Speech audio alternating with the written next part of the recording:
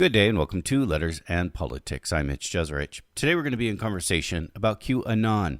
Our guest for this conversation is Mike Rothschild. Mike Rothschild has been covering QAnon since it began back in 2018, and he is the author of a book that is now out in paperback called The Storm is Upon Us: How QAnon Became a Movement, Cult, and Conspiracy Theory of Everything. Mike Rothschild, it's a great pleasure to welcome you to this radio program. That's great to be here. Is QAnon still a thing?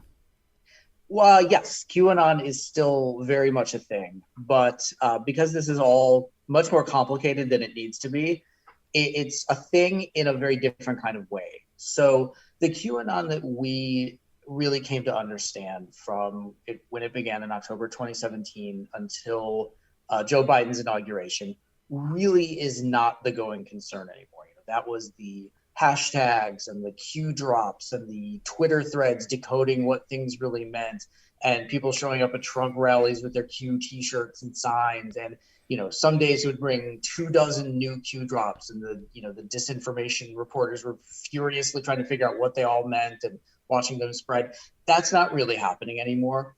But what you have had instead is a mainstreaming of the mythology of QAnon. So the branding and the iconography is really not there as much anymore, but the ideas of QAnon are now kind of everywhere. And, they've penetrated into places that the Q branding really never did. You never saw mainstream Republicans affirming QAnon or talking really positively about it. But they will now talk openly about COVID is a hoax, the election was stolen, Biden's a fake president, cancel culture is the biggest threat that we could ever possibly have. All of those are things that Q talked about a lot, but without the hashtags and the catchphrases and some of the really lurid stuff, the sex trafficking and the occult rituals, which is stuff most people are not interested in anyway. It's much more diffuse and much more mainstream. That's what I wanted to ask about. Did some things pass through sort of the mainstreaming of QAnon and some didn't? Did it make it more, quote unquote, acceptable? Yeah, it's become a lot more acceptable by dropping some of the really esoteric stuff. So you are not going to see most people referring to the Q drops anymore. So you don't have things like the deltas. It's something I talk about in the book, this idea of Q believers sort of talking themselves into Q being real because Trump would post something 3 seconds after a Q drop, and that proves that they're related. And 3 years later, that Q drop came true based on a typo in the Trump. That kind of like digital entrail reading is just too weird for most people. But the basic ideas of QAnon are actually very durable, and they're something that have been a part of conspiracy culture for a long time, and they will continue to be a part of conspiracy culture really, and as long as we have that. Has it morphed into sort of out of this movement known as QAnon, and you'll correct anything I say, Sure. but more into sort of conspiracy around election integrity? It is very much around election integrity. It's not even so much election integrity because they don't really understand how those things work and they don't care. What they believe is that Trump won the election and won a landslide. And everything that's happened has been the deep state denying Trump that victory. And we just get closer and closer to the victory actually finally being unveiled. So that's why you have all the audits and all the lawsuits and all of the, the cyber symposium and all of the different movies and the books and the podcasts. All of it points toward Trump triumphantly returning to office. Never mind that it would have been much easier to just win the election, the way he did in 2016. But of course, that is not what happened. So you have to take what actually happened and fold it into the narrative that you're constructing, rather than say, well, we had 4 years, it was great, now we got to move on and do something else. That's not how these people work. I saw a story yesterday in the Washington Post talking about how states like Michigan, Pennsylvania, Georgia, and Colorado are having officials that are actually, according to the Post, illegally asking access to the machines from still the 2020 election. Is this a part of that story? This is a big part of that story. The aftermath of the election really saw the infrastructure of voting become the villain here, and specifically Dominion voting systems. So you've seen a year and a half of conspiracy theories about Dominion, about one of the other companies, Smartmatic, some of the technology that was supposedly around vote security, things like Hammer and Scorecard, these CIA programs. Who knows if this stuff even exists? It doesn't matter if it exists. What you have in something like Dominion is a company that is very easy to pin down as the object of blame for the election being stolen. Now, never mind, again, that Dominion does not administer elections in every state. And many of the counties where Dominion administered the elections were easily won by Trump. That stuff is just swept aside. Everything is rolled into the narrative, into the grand conspiracy, and you're able to pull more things in. And that's really how QAnon works, is that it pulls in elements of all of these different things. So you get COVID conspiracies, you get current events and news, you get pop culture. It all gets fused together. And there probably are not very many conspiracy believers who believe every single aspect of all of this. But you don't have to. It doesn't work that way. It's much more of a buffet where you pick a little bit of this and a little bit of that, and you create your own conspiracy world, and maybe only you live in it, or maybe a few other people live in it. And so it's very adaptable, it's very malleable, and that's what makes it so durable. It is able to survive crushing disconfirmation, Trump losing, the Republicans in retreat. It's able to survive the Q branding becoming toxic. It's able to move on because it encompasses things that very many people believe are real. It just does it in a way that is much more mainstream and much more palatable. How does this jump to the mainstream happen? Sure. The jump of QAnon really started very quickly, and it very quickly broke out from 4chan, which is a place most people don't want anything to do with, as they should. Nobody should really do anything on 4chan. It's a website. Right. It's an image board, and there are parts of 4chan that are fine, but there are a lot of parts of it that are really awful. And Q started in one of those really awful places. But it jumped to Reddit and Twitter and YouTube because it was telling a story that people wanted to be true. And when you have a story that people want to be true, in this case, Hillary Clinton being brought to justice for her many crimes, whatever those were, you can jump some of the barriers that prevent some of these things from going mainstream.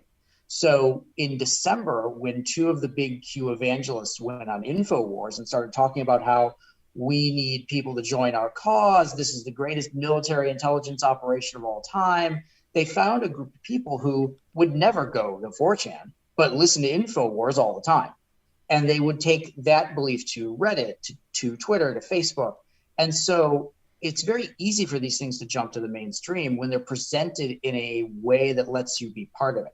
And the stolen election industry is very much the same thing. There are people who just create conspiracy personas out of the election, who have willed themselves into being experts on some of this technology, who breathlessly share these videos and these podcasts and these blogs. So it goes mainstream because enough people want it to be true, and it's presented in a way that is very easy to share. Is InfoWars and Alex Jones a part of QAnon, or was a part of QAnon? Alex Jones was definitely on the Q train at the beginning. I think he saw it as a growing movement of people who were plugged into stuff that he would talk about, and the interface there was very easy. One of the people who did a lot of reporting for Alex Jones was this guy Jerome Corsi, who has written about the fake Obama birth certificate supposedly and all of this other stuff. And he kind of designated himself the InfoWars 8chan reporter. But then it kind of fell apart for Alex Jones when he realized that Q was becoming a lot more popular with different audiences than he was. And then he turned on it because the Q community really saw Alex Jones as an infiltrator. He was a grifter. He was a false flag. He was secretly an Israeli intelligence agent, whatever it is. So Alex turned against Q, and he's done actually a lot of ranting about how horrible Q is and how it's all a joke and it's all fake and a psyop. So at this point, the Q and Alex Jones really don't trust each other, but there is still an enormous amount of overlap there. So there's always a lot of kind of feuding and who is mad at who and who's called who a scammer today, but it's all kind of fake.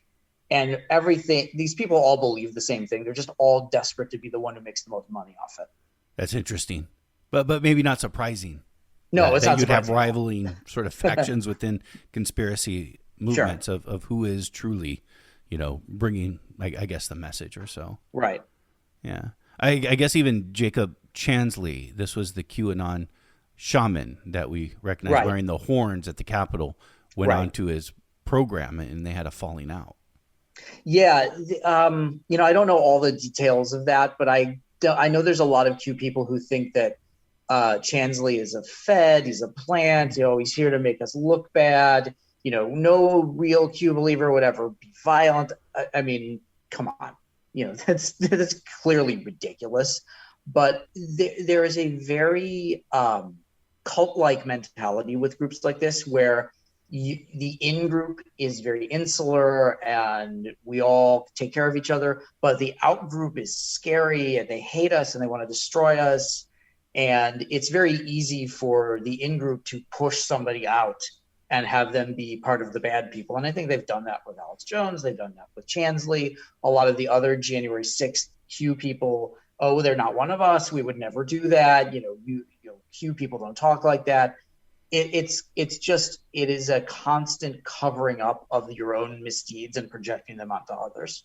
So understanding that the ideas of QAnon, some of them, such as election integrity, have sort of hopped over into the mainstream. Has this infighting hurt QAnon itself and the movement? I don't think the infighting has really hurt the Q movement. It's hard to tell kind of who takes it seriously and who's in it for a laugh or for the money. So you've had things like Mike Flynn and Lynn Wood sniping at each other on Telegram. Lynn Wood's sniping at Sidney Powell. Sidney Powell's sniping at Patrick Byrne. I mean, all of these people are just kind of constantly kind of poking each other, but they're all on the same team. They're all believers. They're all making money off it. They're all making their branding off of it. It's just kind of, do you believe my version of it or do you believe their version of it? But it doesn't hurt because they all believe the same thing. There's not a Q promoter who thinks Biden won the election legitimately. It's just different shades. I do want to get into, in a moment, money made off of all of this, but maybe we should take a step back. I think everyone recognizes the term QAnon, thinks of conspiracy theories, but may not necessarily know what QAnon is precisely. In fact, I'm not sure I know what QAnon. I'm not sure if you even know, but I'm sure you do know. So I said in my intro that QAnon began in 2018, but I think I heard you say something about 2017. Yeah, it started in late October of 2017, and it started off as a series of anonymous posts on 4chan in a very Trump-friendly, very meme-heavy part of 4chan, where there's a tradition of people showing up as Anons. So these are people who pretended to be anonymous insiders with the FBI, with the White House, with British intelligence. All kinds of people would pretend to be dishing out answers to secret questions. And so they would say portentous things that are sort of done very cryptically, and then they would just disappear. And 4chan has had a lot of these characters come and go. And so what became known as QAnon at the beginning was very much the same, very similar to these kinds of anonymous figures. The first couple of Q posts really didn't go anywhere. They were about Hillary Clinton being arrested. Her passport had been flagged. She was about to be extradited. The Marines and National Guard would be called up to quell the riots that would go on. And this was all based on a conspiracy theory that was already going on at the time, which was that there was going to be an Antifa uprising in early November of 2017, that the combined anti-Trump forces were going to go door to door demanding people swear their loyalty to the deep state, or there were going to be riots, and all of this was going to happen while the Q operation was going on. But this started to take off because it told a story that was actually very well told. There was, there's a very Tom Clancy techno thriller aspect to the early Q drops. So these anonymous posts were coming out. At some point early on, the poster behind them declared themselves to be Q Clearance Patriot. and that was their Anon name. Now, Q clearance is a real thing. It's a Department of Energy designation. It's actually very common. I know people who have Q clearance. It's not that big of a deal. And what does that mean, Q clearance? Q clearance is the term for people who are read in on certain secrets regarding nuclear energy. So, people who work in the space program have Q clearance. People who work at JPL have Q clearance. It has nothing to do with like top level Defense Department stuff, but there is a strain of belief that says that there is. So the term Q clearance had been thrown around in an episode of the show Archer. There was, the sort of secret agent cartoon. It had been used in the book Behold a Pale Horse to designate sort of top secret clearance, the classic conspiracy theory book that's hugely popular to this day. So that term was very much in the sort of the conspiracy theory world. But the Q clearance Patriot was specifically applying it to the arrest of Hillary Clinton and her cronies. And this stuff took off. This was a story people really wanted to be true. It very quickly found evangelists who took it to Reddit, who started making YouTube videos that were getting tens of thousands of views, started making Twitter threads about it. And it very quickly became something that you didn't have to be plugged into anti-Semitic, pro-Trump 4chan culture to understand, because most people aren't. Most people don't want anything to do with that. But if you're watching a video and you're like, oh, there's a secret military intelligence operation going on, and it's finally going to take down Hillary Clinton, and then you find these Q drops that are not on 4chan, they're posted on these other websites that are they're putting out the drops, that are decoding them, that are telling you what they mean. You don't have to go to a place like 4chan. Suddenly anybody can be part of this. And now suddenly you have a movement. And this really happened within a couple of months in 2017, and it really took off from there. Okay, so that's where the Q comes from then, is this designation of access to secret information. And for them, yes, QAnon was somebody from actually within the Department of Defense.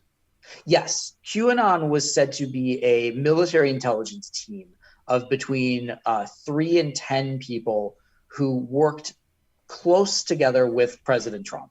There are hints in QAnon that Q is flying on Air Force One, is getting autographed gifts from Trump, is working so closely that Trump will handwrite notes to Q. They'll post together. Never mind that Trump has no idea how the internet works.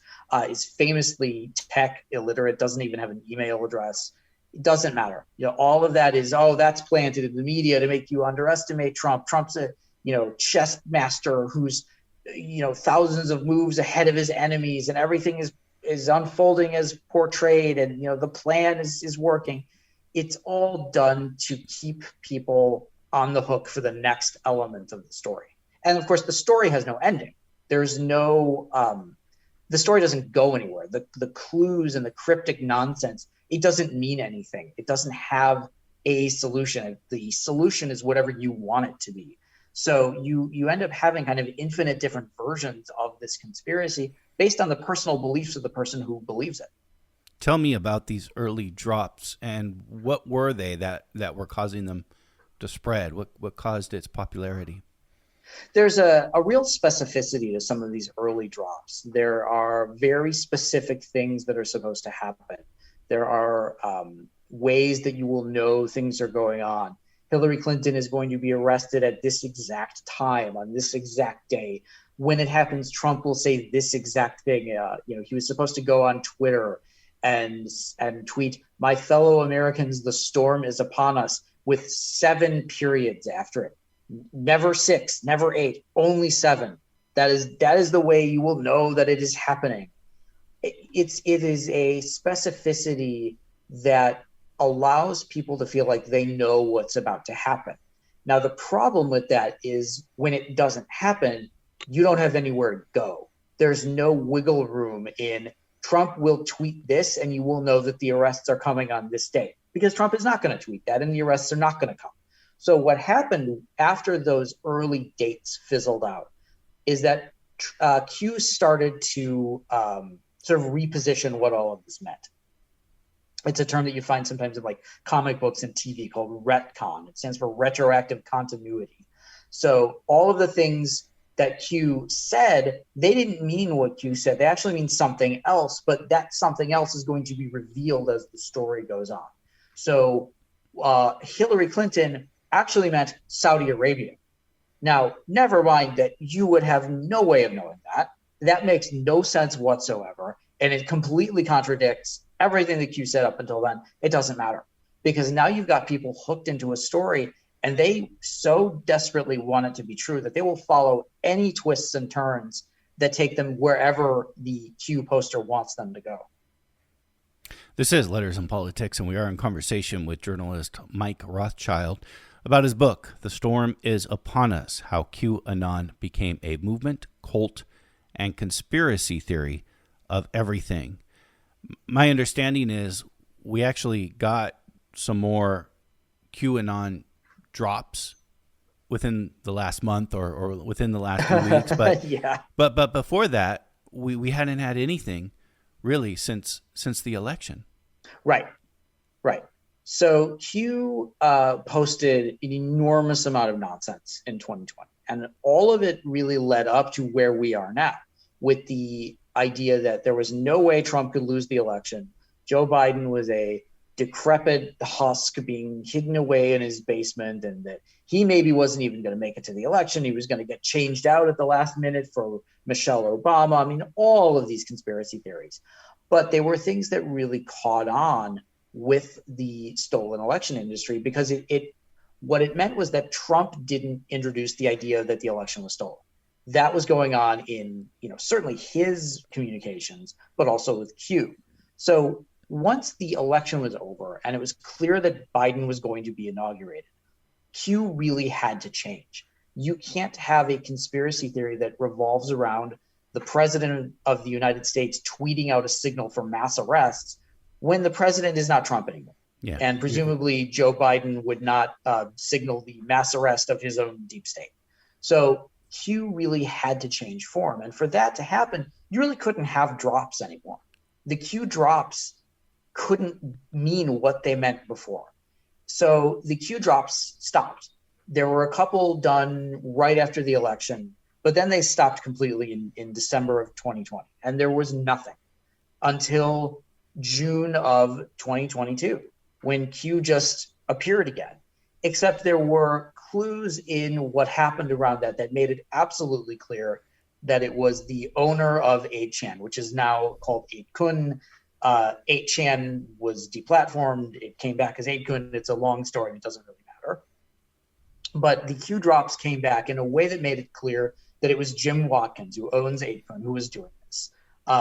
There were certain identifiers in the Q posts, and all of those things changed when Q made the new posts, and then they went back to the way they were. Nobody could do that except Jim Watkins.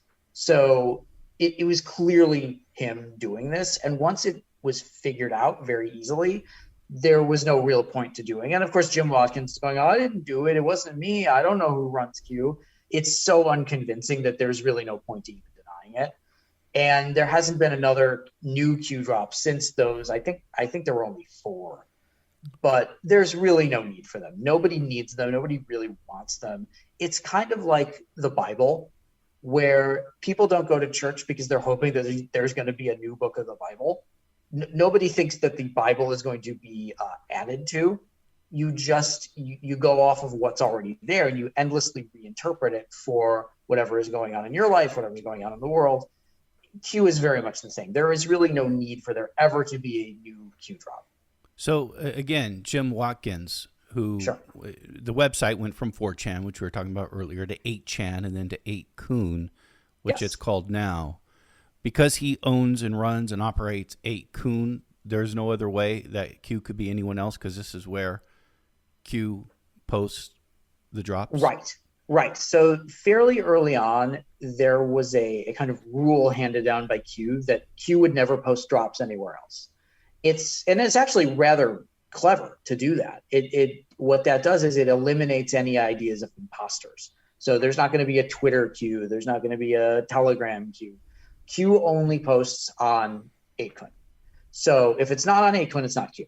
So there is a Q figure going around on Truth Social, Trump's very useless social media site. But nobody really believes that it's Q because Q doesn't post it. Q only posts on 8kun.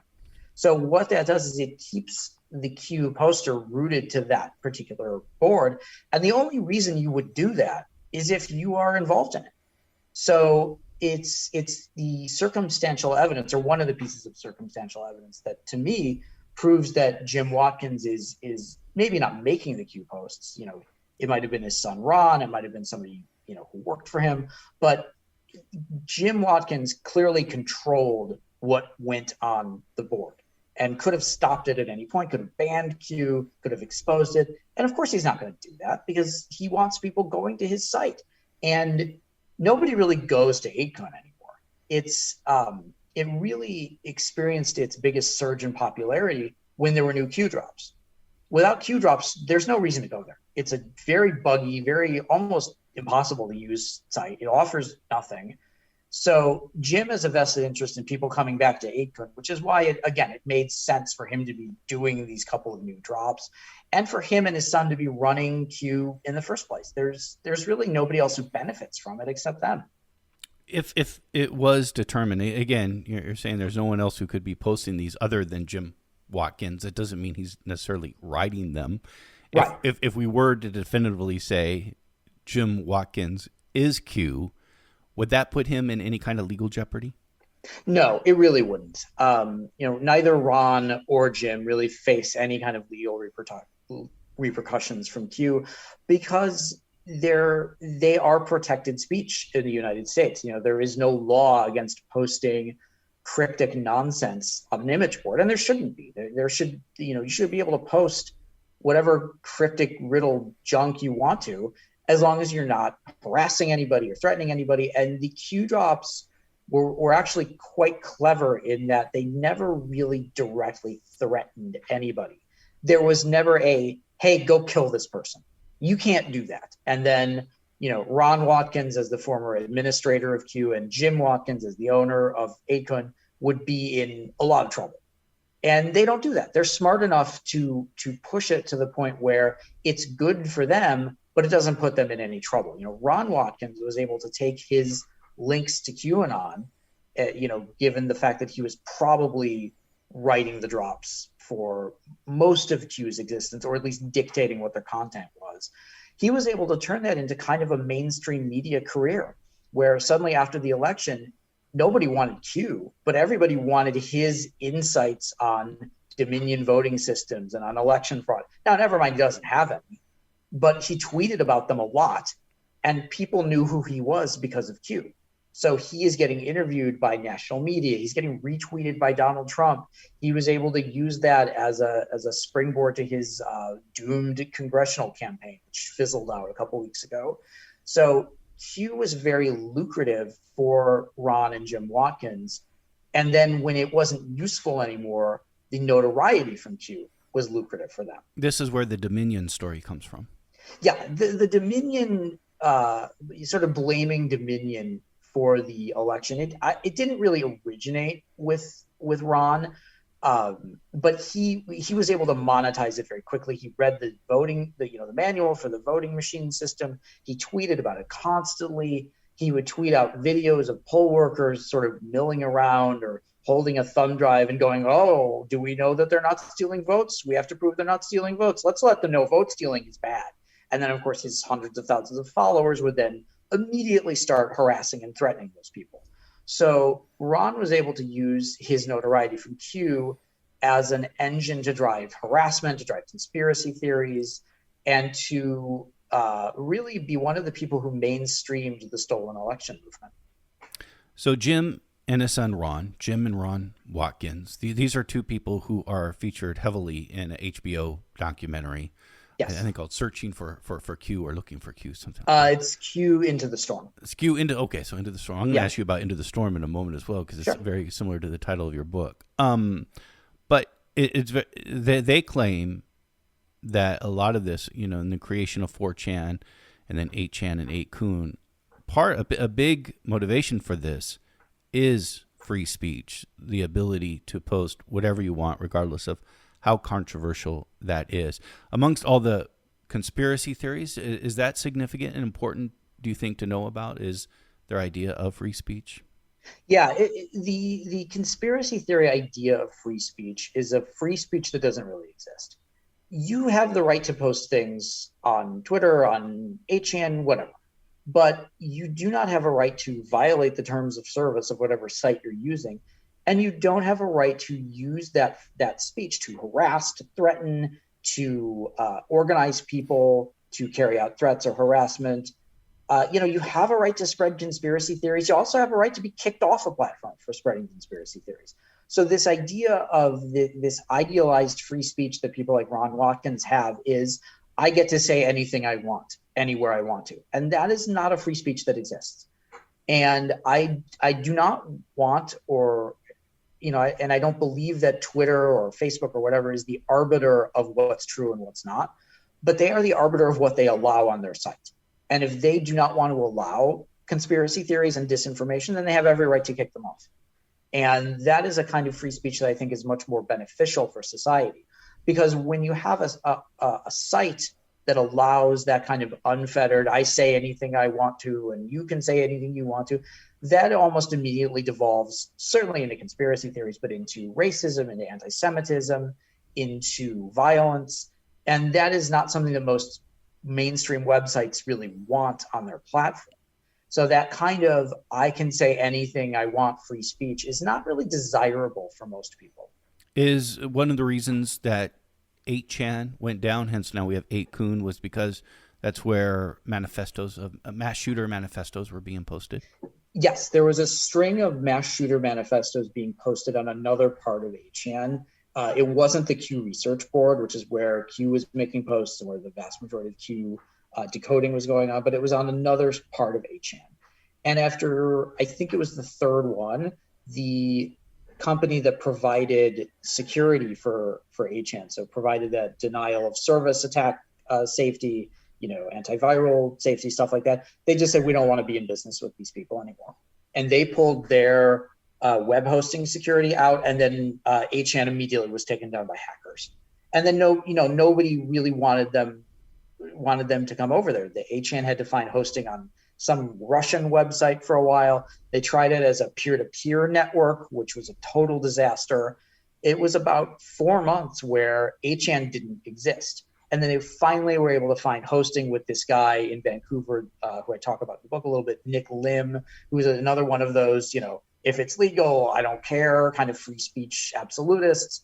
But it's very prone to bugs. I think it's actually down right now, or it's having a major DDoS attack going on right now, distributed denial of service, which is how 8chan was taken down in the first place. So it's very toxic. People don't really want it. Nobody wants the notoriety that comes with a place like that. So it's a free speech that I think a lot of people just don't want anything to do with anymore. Coming back to Jim and Ron Watkins, as you mentioned, Ron Watkins ran for Congress in the Republican primary in Arizona. I think he came in 7th or somewhere around there. He came in whatever last is. That's what he was. I think he got 2.5% of the vote. At the same time, though, in the same primary, State Representative Mark Fincham won the GOP primary for Arizona Secretary of State. People have pointed out that he has connections to QAnon. Yeah, so the thing that I'm really most concerned about with QAnon right now, what I've really been trying to talk more about, is the fact that you have Q-pilled candidates in the GOP who are winning primary elections that, if they win their general, would put them in a position to administer elections. So they would be election deniers who have the power to pick, or at least think they have the power to pick who wins an election.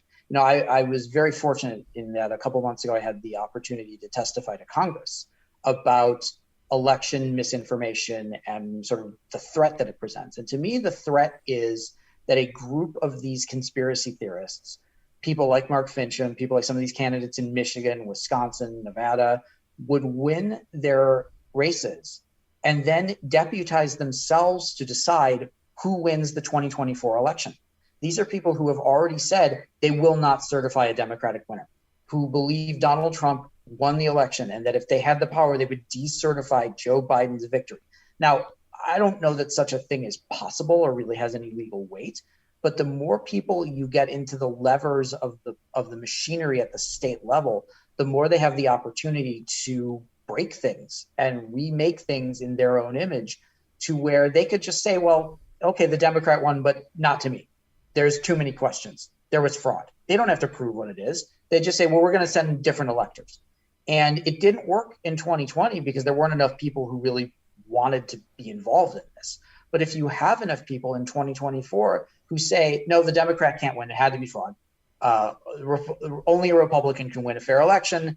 And so we're going to send our fake electors and we're not going to certify a Democrat. You've already started to see it.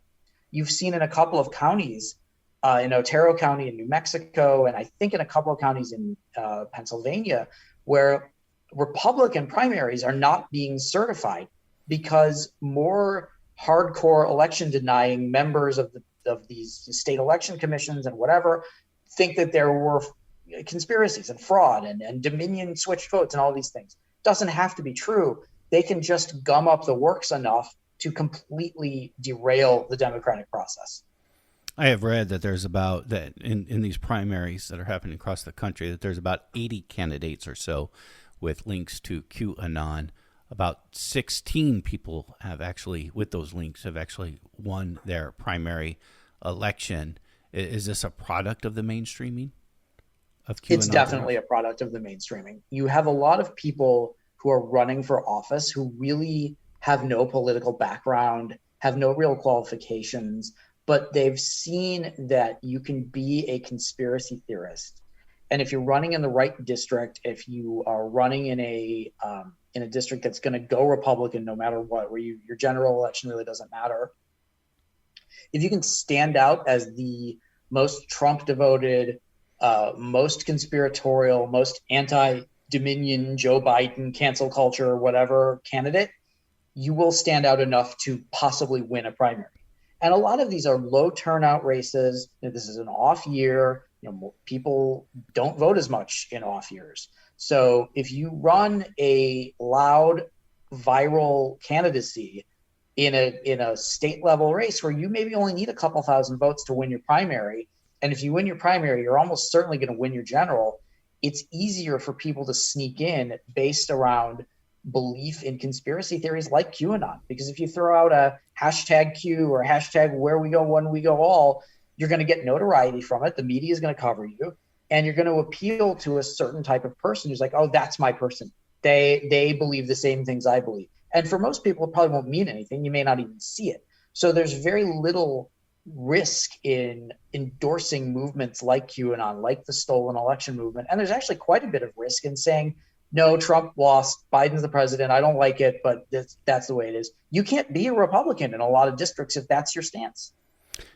It'll be interesting to see what happens in November with Mark Finchem then for Arizona Secretary of State. Arizona is a purple state, yeah. So in some ways it's hard to imagine then somebody that extreme winning the state. But I don't know, at the same time, I never thought that Donald Trump was going to win in 2016. So I try to always put that caveat in. Are there other places, though, where you have candidates with links to QAnon who very well could win their election? Yeah, it's a big problem in Nevada. It's a big problem in Michigan. Wisconsin's another one. So these are considered purple states too. Yes, these states that weren't supposed to go for Biden. And especially Arizona has turned into this hotbed of election deniers running for office. Part of it is Arizona's kind of always had its quirky politics, but Arizona was the state that when Fox News called it for Biden early on, that kicked off this entire thing of Fox News is in on it. All of this is crooked. The fix is in. It really was Arizona that, because of that early call, became the flashpoint for the stolen election movement. And it's not a surprise to me that there's been so much of this, so many of these lawsuits and fake audits and forensic audits, focusing on places like Maricopa County, because these were places that Trump was supposed to win. And it's unthinkable to some of these people that he didn't win Maricopa County and Michigan and Wisconsin, places that he won in 2016. It's like they don't believe that politics can actually run a certain course, and that certain states can go from Democratic to Republican depending on the popularity of a candidate. And Trump is not a particularly popular candidate. It's not a shock to me that he lost in 2020, that he lost some of these states that he won by very thin margins in 2016. That's just the way politics is. Sometimes you just lose. And these are people who don't believe that Trump can lose, who believe that Trump wins every single thing he sets out to do. And so if he lost, it must have been stolen. And they remake their personalities based around that. And so there are candidates in these states who potentially could win? Yeah, they're definitely. I mean, these are states that could go either way, that have gone either way in the past. And you've got, in Arizona, the Republican gubernatorial candidate is very plugged into conspiracy theories. There are, the Michigan Secretary of State race is very similar to that. I think the Michigan governor race might be very similar to that. So there are candidates here who could absolutely put themselves in the position to have power over elections. So turnout, such a big deal. I think one reason Trump ended up winning in 2016 was because Democrats just weren't as motivated to turn out to the polls. Yeah. Very motivated in 2020, as were Republicans. Yeah. I mean, Donald Trump got a lot of votes in 2020, second most ever, only to Joe Biden. Right. But I think that was because of Donald Trump that Joe Biden got so many votes. I almost think to myself that the best thing that could happen, maybe not for the country, but for Joe Biden's chances of re-election would be if Trump were to run again. Oh, I agree. I think that the farther the Republican Party becomes enmeshed with Trump, I think the less appealing they look to people who are not necessarily Republicans, to people who are maybe casual voters or independents or, Democrats who maybe aren't that into Joe Biden. You either are with Trump or you're against him. And a lot of people are against him. And so as he enmeshes himself more into the party, as there becomes no other choice, I think a lot of people are going, well, I don't necessarily love the Democrats or Biden, but I don't want that. And then a lot of apathetic Democrats will come out and say, well, I hate Trump. I don't really care about Biden, but I hate Trump. So whether or not he runs, I think is still very much an open question. He may not. And I think that if he does run for the Republican primary, he's going to get it. He is the presumptive nominee. There's no one else who can touch him. And I think at that point, you have a Republican Party that's got a really terrible candidate running again.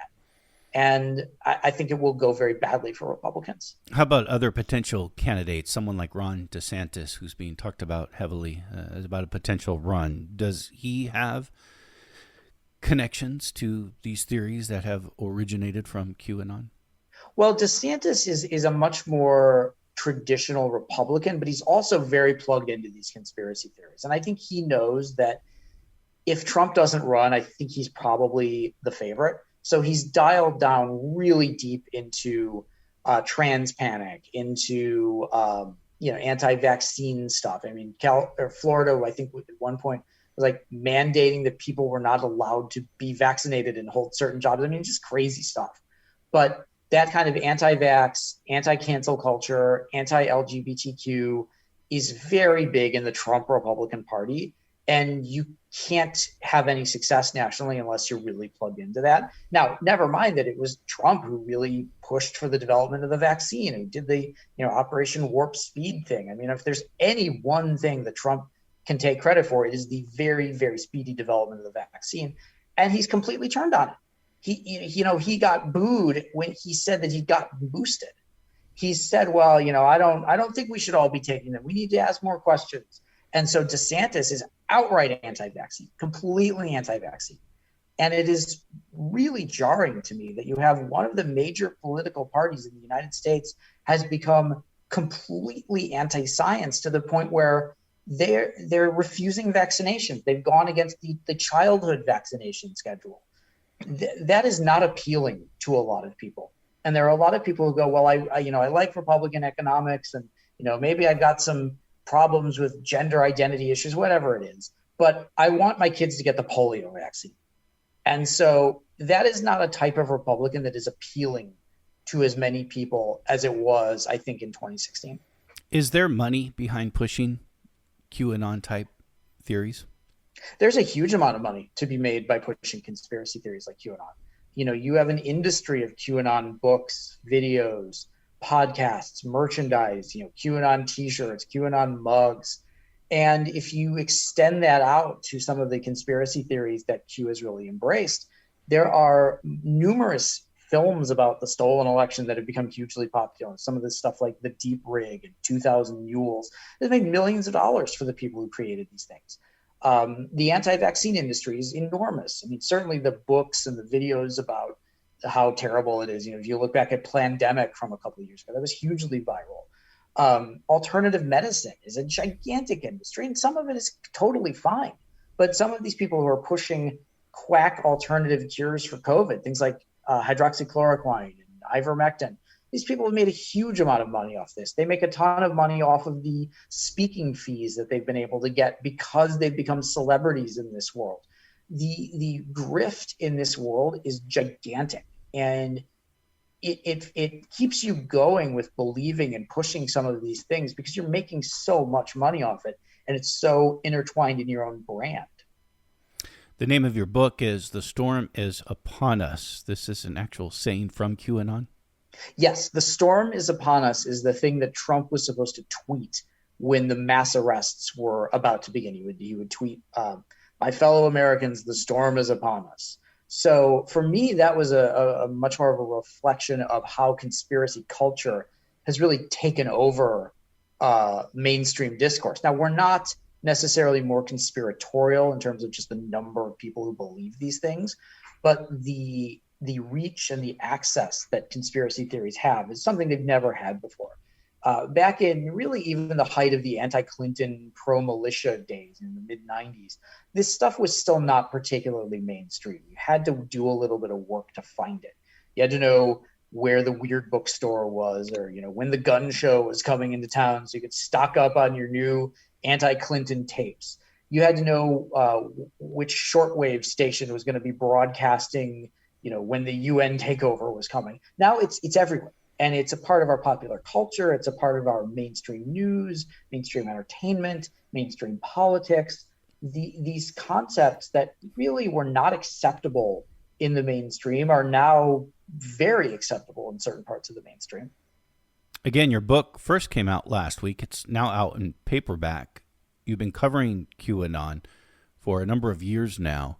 Have you become a target of QAnon and QAnon supporters? I've gotten some trolling, some harassment. Some people, certainly with my last name, and I'm not related to the Rothschild banking family. That's actually what my next book is about, the history of the conspiracy theories about the Rothschild family. But I've definitely gotten weirdos online who say stuff about me that's not true. One of the things that I did when the book was coming out is I made sure that I scrubbed, a lot of the identifying information about me. I don't really talk about my family. But it's not that bad, and it's certainly not anywhere near the harassment and trolling and threats that really any woman or any person of color in any public facing job gets on a daily basis. I know that I'm as much as they come after me sometimes, and especially if I, like after my congressional testimony, there was a lot of crap directed at me, but it's not bad, and it dies down after a couple of days. And being a woman, being a person of color with any kind of job that has a face where you are in the public, especially on social media, is much worse. Mike Rothschild has been our guest. Again, he is a journalist, and he has joined us for a conversation on his book. It's called The Storm is Upon Us, How QAnon Became a Movement, Cult, and Conspiracy Theory of Everything. Mike Rothschild, I enjoyed our conversation very much, and I thank you. Thank you. I enjoyed it as well.